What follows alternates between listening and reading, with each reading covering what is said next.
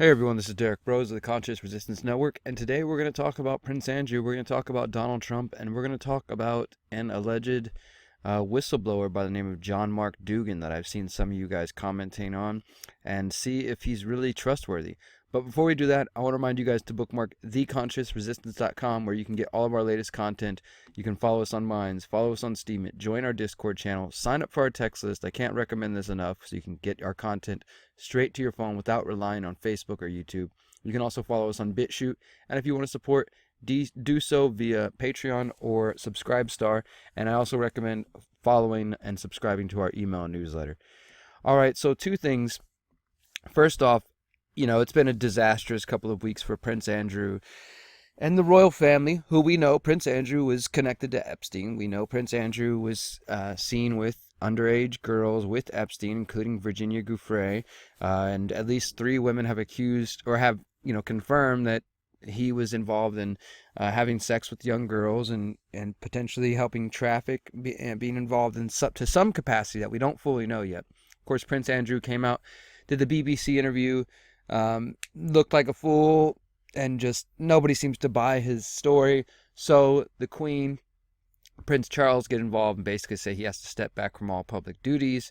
So there's just been a big mess, right? And at the same time, Donald Trump is over in Europe and has apparently been planning to make a trip to go meet with the Queen and to go to Buckingham Palace. And who knows if he's actually going to meet with Prince Andrew. But my guess is Epstein might be a topic of conversation when these people are wondering, hey, you need to figure out what's going on with your boy, with your son, because if he goes down, then he might bring down more of us. And as for those who know or don't know, Prince Charles has a history of associating with pedophiles and with people who are involved in these kind of depraved activities, including most notably Jimmy Savile, who we will talk about in a very interesting upcoming interview. We're going to talk with a documentary film maker who is focused on the whole British pedophile scene, if you will.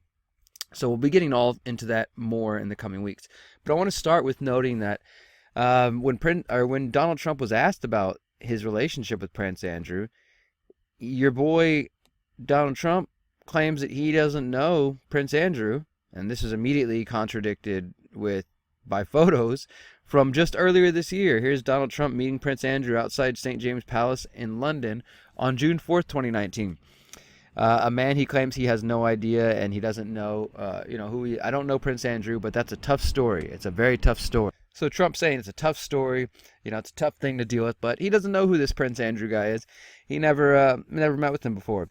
And this is, again, during an event at the U.S. Ambassador's residence in London on Tuesday regarding the Queen's son, Prince Andrew, right here. And here's Prince Andrew seen with Melania at Mar-a-Lago back in 2000. Of course, Mar-a-Lago is at least one of the places where the young girls said they were recruited by Ghislaine Maxwell and Epstein, where there was alleged rumors of Trump kicking Epstein out of Mar-a-Lago. Of course, we've done 2 videos debunking that, and there's no truth to that. So here you go. You got Prince Andrew, Epstein, Trump all hanging around Mar-a-Lago. You got Trump meeting Prince Andrew just earlier this year while he was president. You got quotes from him back in 2000 where he referred to him as a terrific guy, a lot of fun to be with. That's what he said about Epstein, but he also said the similar things about Prince Andrew. And of course, Virginia Giuffre, here she is right now. Like I said, Prince Andrew went on BBC. Virginia went on 60 Minutes Australia. And she also went on the BBC Panorama, where she gave this short interview, and you can see she says that Prince Andrew asks her to dance. She talks about him being a horrible dancer, and she says this is not some sordid sex story. This is a story of being trafficked. This is a story of abuse. So again, Trump denying knowing Prince Andrew, but once called him a lot of fun. Here's him being questioned, and of course, again, there's pictures of him. So that's just an interesting development, but the bigger picture of what this video is focused on, and that we're getting to, is a story related to a man named John Mark Dougan. And I missed these articles a couple months ago, but apparently back in September, the Times of London, the Sunday Times, was reporting that the MI6, British intelligence, was afraid that Russia can now link Prince Andrew to Jeffrey Epstein abuse. British intelligence chiefs are concerned that Russia may have obtained compromising material on Prince Andrew over the Jeffrey Epstein scandal. MI6 is understood to be concerned about the activities of a former Florida police officer who had access to the investigation into the billionaire pedophile and then moved to Russia. The bizarre case of John Mark Dougan, a former deputy in the Palm Beach County Sheriff's Office, has provided further evidence that the prince's repeated efforts to distance himself from the allegations of sexual abuse are failing to shield him from the fallout.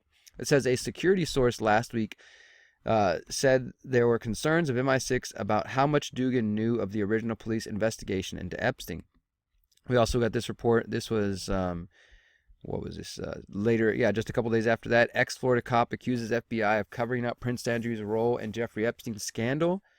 Then we have an ex-Florida cop who claims to have incriminating evidence of Prince Andrew is accusing the FBI of covering up the royals' role in Jeffrey Epstein's sex scandal.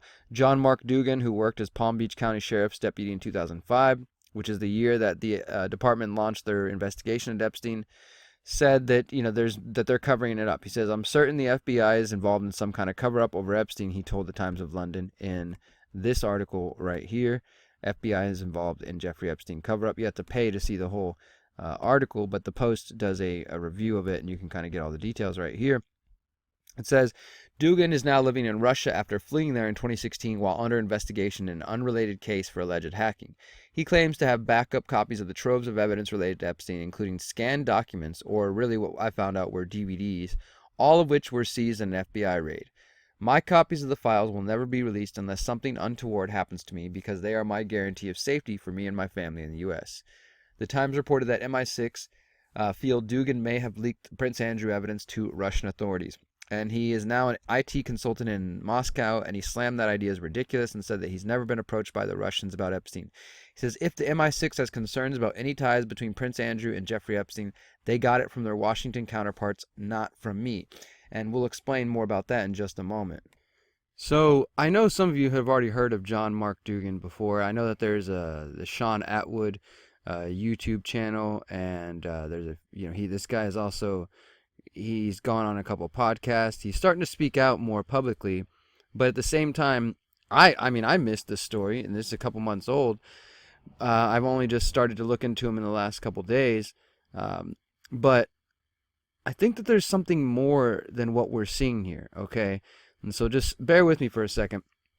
It says that Dougan, who is also a former Marine, quit the Palm Beach County Sheriff's Office in 2009 and launched a whistleblower campaign against former fellow sheriff's officers, accusing them in a series of rogue websites of child molestation, corruption, and Nazism.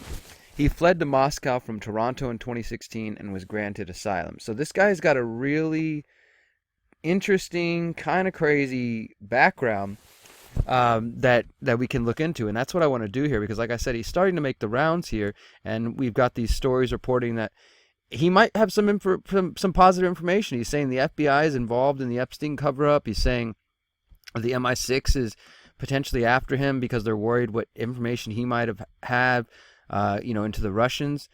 And then we have, here's his website here. They actually put out a documentary, RT did. Breaking BadVolf is a documentary about him, why American cop and whistleblower Mark Dougan turned to Russia for sanctuary.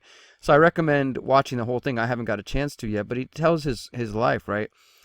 And, he gets into the Marine Corps, then he goes to become a cop. He says, he noticed the problem. In fact, my colleagues were going around arbitrarily beating Black and Latin American people and arresting them for crimes that were false. I approached my command staff several times, who were all aware of the problems, but looked the other way. After a year of them doing nothing, I brought the problem to the attention of the Palm Beach Post, which demanded an investigation and made the problem public. I was targeted and retaliated against. I resigned from police work in 2009. I started the website PBSO Talk. So basically, he goes around creating all these websites. Some of them are fake news. Some of them are just kind of websites to air the dirty laundry of the cops that he was trying to expose. He says that he was investigated for 8 long years, and in 2015, audio recordings emerged of one of the sheriff's detectives investigating me, admittedly with the help of the FBI. He said their goal was to put him in jail and have him tortured and killed there, and to bring down my website. In 2016, My home was raided by 45 FBI and Palm Beach County law enforcement agents on the false claim of hacking. They took every digital device from my home, seized my money and bank accounts, and planted hidden surveillance equipment in my home. They did not arrest me because they did not have legitimate charges, because they knew the world was watching. Maybe. Still, it was only a matter of time after they seized my computers, because recording someone in Florida is a crime, and with me recording the criminal police officers, I was facing 50 years in prison. I knew if I stayed, I would never survive a trial, and I knew I had to escape. So he could not leave on an airline because he was put on the no-fly list. I don't know how he would know that, but he says he was. He was going to sneak out of the country via vote, but was caught by FBI surveillance teams several times. He came up with a plan to wear a disguise. And this is the disguise he says he escaped the United States with. This blonde wig and blue glasses right here. He took this from his mother's home and went to the mall, where he entered a large busy store, changed all of my clothing, and exited from a different direction on an unregistered car that I had planned to have waiting for me, and drove north. Then he says he went to a small aircraft to fly over Canada to take photos and land back in the United States, and a route that requires no authorization by American authorities. He says he fakes a heart attack, he takes a bus to Toronto, flew on Turkish Airlines Moscow, claimed political asylum, and has been in there since. And so it's a really interesting, kind of crazy story. And yeah, he's claiming that basically that he had access to the Epstein files. Let me see if I can pull up this other article I found of him. From Radar Online, which is kind of, TMZ, like political gossip, you could say. But this is, again, around the same time, September 26th. All these reports of Dougan start coming out in September, claiming that, he has information, that the MI6 is worried about him, the FBI might be covering it up. But this one, I think, is the most interesting. It says, shocking secret spy footage from bedrooms of Epstein's estate revealed in shocking blackmail tapes. And so he starts saying that in this podcast, which I'd never heard of, which I think does a really good job. It says Epstein, Devil in the Details is the name of the podcast. And there's, I think, 13 or 14 episodes of that. I've started listening to them to see if there's anything new that I haven't heard. But this one, the special edition, the blackmail tapes, where they interview, again, former Palm Beach County Deputy Sheriff John Mark Dougan and talk about his story and how he claims he had direct access to Jeffrey Epstein's secret DVDs that contained footage from the bedrooms in his estate, all of which had multiple cameras installed in them. He says, quote, they weren't so much tapes as DVDs. I don't know if these were footage or not, but every bedroom in Epstein's house had multiple cameras. So one of the things that he talks about are some of the things that we already knew, that there was Palm Beach County State Attorney Barry Krischer, I think his name, was corrupt, as well as Alexander Acosta, that they were complicit in covering up this case from the beginning. So this guy worked in the Palm Beach County Sheriff's Department during the time of the Epstein investigation. He says he was also friends with Joseph Recarey, who, if you guys remember my documentary, I mentioned that this is one of the main lead investigators in the Epstein case, who happened to die in the last year of a, quote, sudden illness. And this sudden illness has never been explained. It just listed on the obituary that this guy, who was 50 years old, he wasn't like a super old guy. He was a cop. And even according to this John Mark Dougan, the cop was a fit, very active guy, and there's no way he could have died from a sudden illness. Well, anyways, my point is, on this podcast, John Mark Dougan says that the reason the FBI is after him is because while he was working for the Palm Beach County's office, that Joseph Recarey, who's, again, the officer who's dead, came to him and would ask him to copy just different files that he had access to. And some of those files were indeed the Jeffrey Epstein tapes. And John Mark Dougan lays all this out. You can find some of the interviews that he's done with Sean Atwood and a couple of other YouTube channels.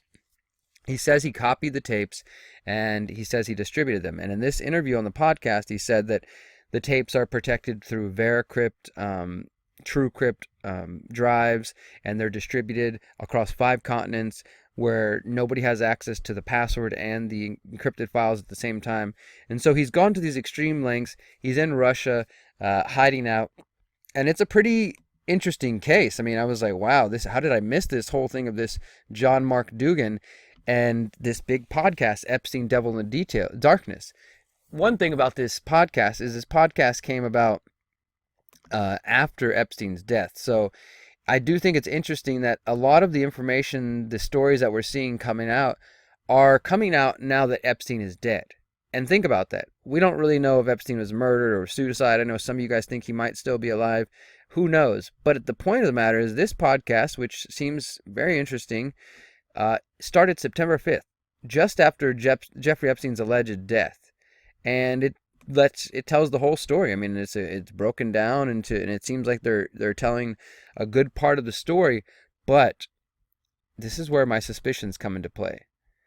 This John Mark Dougan guy has been claiming late September that he has access to the secret tapes, that he was working with the Palm Beach County Sheriff's Office, and that he has information that previously was unknown, and that he ran to Russia because he was, people were coming after him. But I started to look him up. Like I said, I found his website here, and I see his own personal thing here. You can see that nothing in his bio on his own website even mentions Epstein at all. In fact, when I searched him, I found this article from the Daily Beast, and yeah, it's the Daily Beast, so take it, with a grain of salt.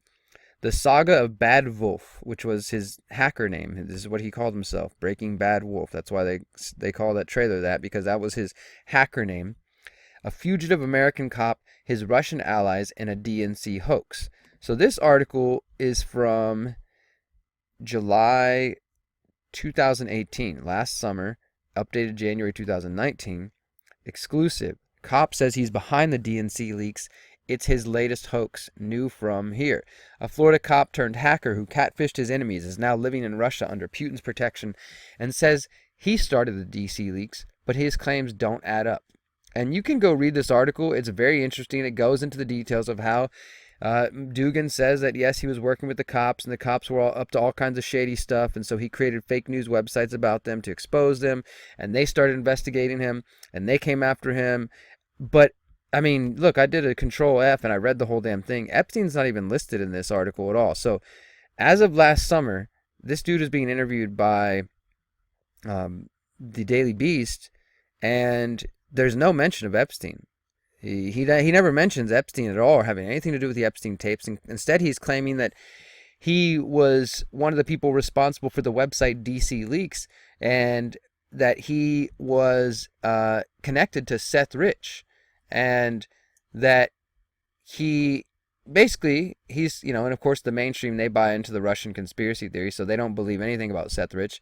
But Seth Rich is, the guy who worked for the Democratic Party and worked with Hillary Clinton, and that mysteriously died in some unsolved murder in D.C., and some people believe that he was the actual source for the leaked emails that went to WikiLeaks. And we still don't have clear, concise evidence of this, but now this guy throws himself into the mix and is saying that he was a part of that whole thing, and that he's basically the one who helped Seth Rich get the information out. In February of that year, Dougan claims he was contacted online by an anonymous DC whistleblower with information about the DNC. The whistleblower was looking for a way to safely leak a cache of files and came to Dougan because of his work setting up police forums. On March 13th, he sent Dougan a tranche of files over Tor, says Dougan, and Dougan agreed to put up an anonymous website to present them to the world. But the next day, the FBI came and carted off Dougan's computer, and with it, the leaked files. So he just happened to be contacted by Seth Rich right before the FBI came and raided his house and took away all the files. He claims he was determined to follow through on his promise, so the following Saturday, he drove a rental car 1,000 miles to D.C. to meet the whistleblower outside a high school basketball court.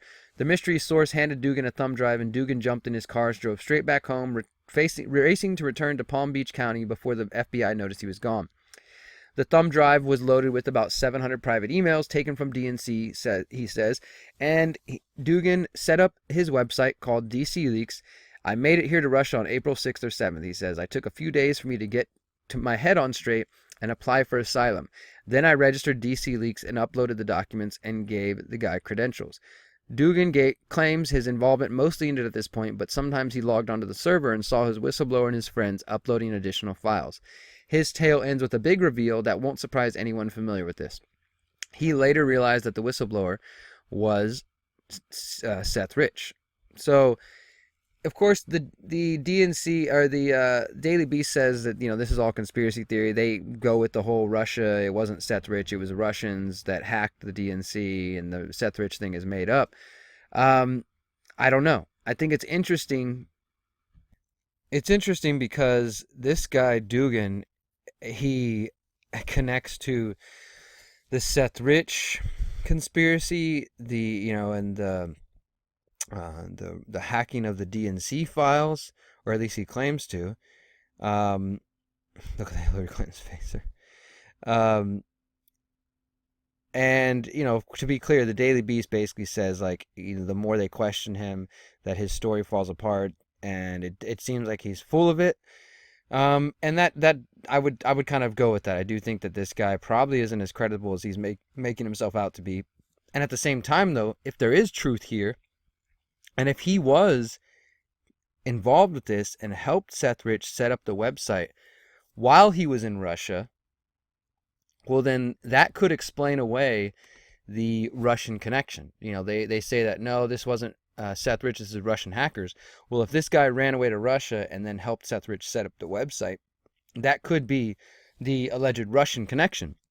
But I do find it odd that he, why didn't he mention Epstein at this point? If he was involved in so much, if he ran away to Russia because he was afraid the cops were coming after him because he was exposing their corruption down there, not only corruption related to Epstein, but just their corruption, he says, their racism and their targeting of people. You can read everything here in this article here. But if he's running away from them because of that, he's also running away because he claims he was the source of the Seth Rich files.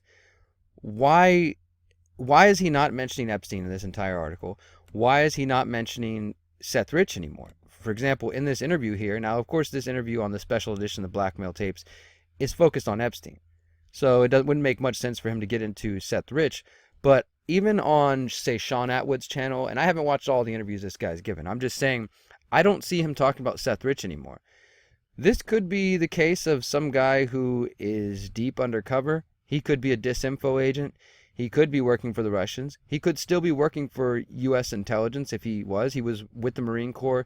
He was a cop. He could also just be a crazy guy. I don't know. I know he's accessible. I'm going to reach out to John Mark Dougan via his website, see if we can get an interview with him and talk to him more about these topics, because I do think it's interesting. Like I said, this interview is very powerful, where he claims that he knew Joseph Recarey, the officer who died of a sudden illness, and that Joseph Recarey had him copy all of his files. And that now he says that the FBI, since the FBI raided his home, the FBI has access to everything he had from Epstein's archive.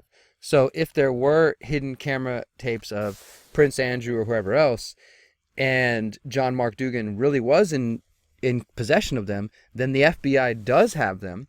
And, that could be why MI6 is if this is true, that the MI6 is worried that Russia has these files, because they're saying, the Sunday Times says that a security source, so they're not even just going based on Dougan's own words, they're saying that one of their own security sources is MI6 sources fear that John Mark Dougan, former U.S. Marine and Florida deputy sheriff, may have passed on compromising information. So he could be telling the truth. He could be the source for the Seth Rich DNC WikiLeaks files. He could also have copies of the Epstein tapes. I mean, this guy could have just been everywhere at once and been involved in so many different things. At the same time, his story doesn't necessarily add up in all these different ways. And I have a little bit of trouble imagining that this guy escaped from the FBI and the authorities wearing this blonde wig and these glasses. Maybe so. I don't know. It just seems a little silly. Something doesn't add up to me, guys. Something doesn't feel right. Something doesn't add up. And this is my whole point, is now that Epstein's dead, there are people popping up. There are podcasts like this one popping up, which are now claiming to tell the full, true, and final Epstein story. There are people like John Mark Dougan who are claiming that he knew Epstein and he has the real story. And since Epstein's dead, and since there isn't going to be, or he's gone or whatever, and there's not going to be a trial coming forward, then we're never going to know the truth.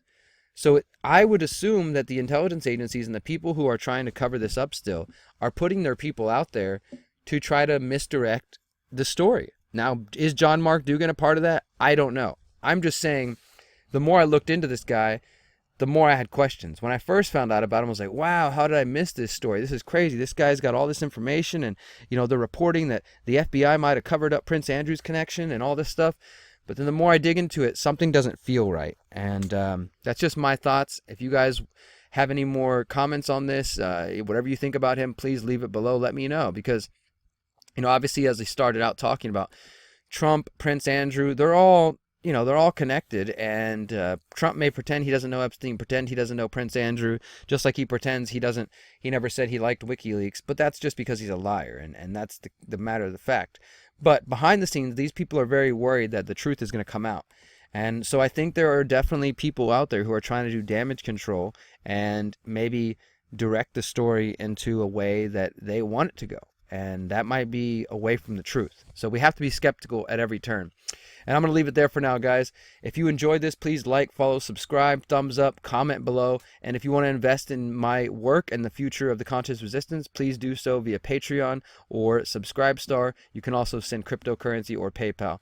And until next time, my friends, remember, you are powerful, you are beautiful, and you are free. Peace.